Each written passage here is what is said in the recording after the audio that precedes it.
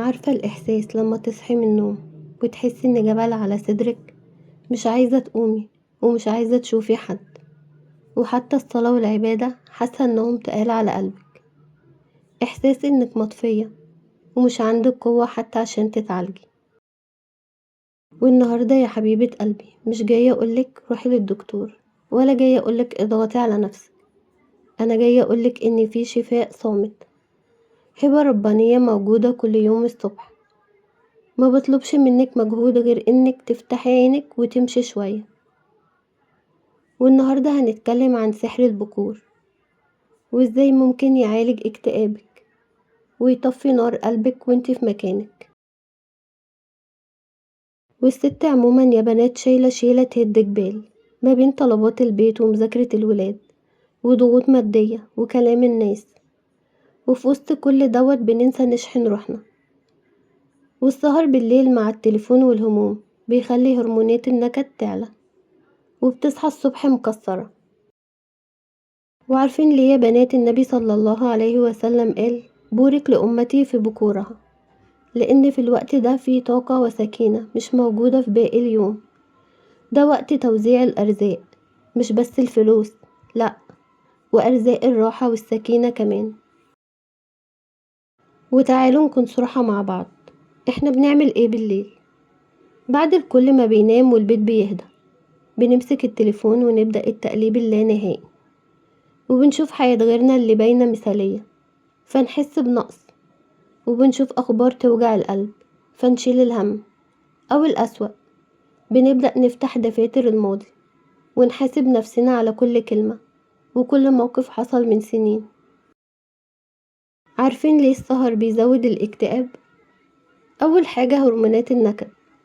ربنا خلق لينا هرمون اسمه الميلاتونين، ده بينفرز في الجسم بالليل عشان يرمم روحك وجسمك.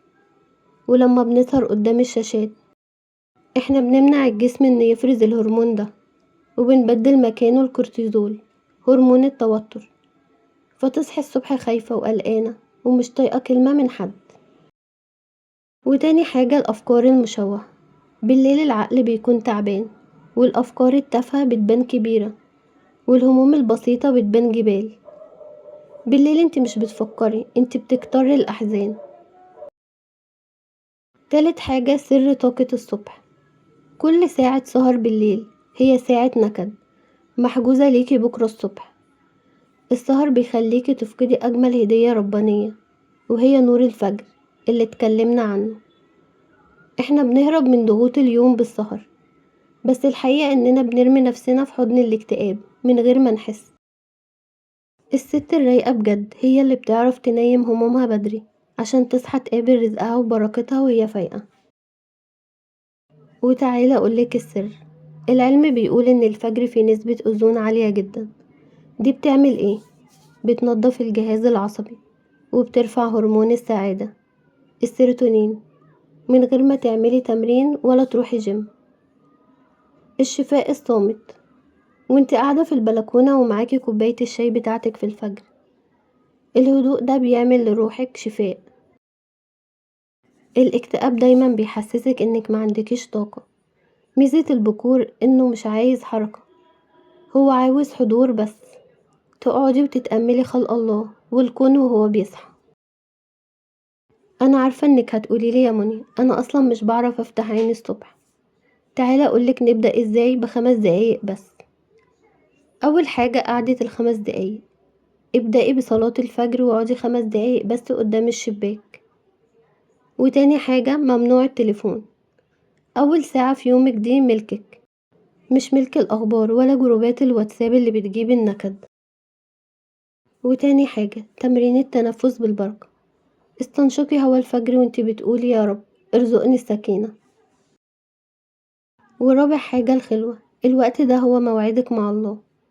اشكي همك، عيطي، اطلبي اللي انتي عايزاه في وقت مفيش فيه دوشة ولا ولاد ولا خناقات. كان في ست دايما حاسة ان الدنيا سودة في وشها، لحد ما قررت تبدأ تجربة الفجر. كانت بتقول كنت بحس ان همومي بتتبخر مع خيوط الشمس الأولى.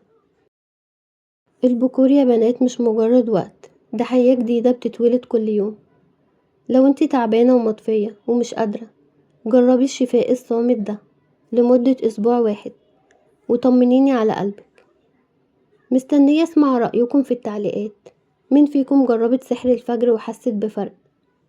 ومتنسوش تشتركوا في بهدوء مع منى عشان نفضل رفيقات في طريق الروقان. كانت معكم منى. صباحكم كله بركة ورزق وسكينة وسلام.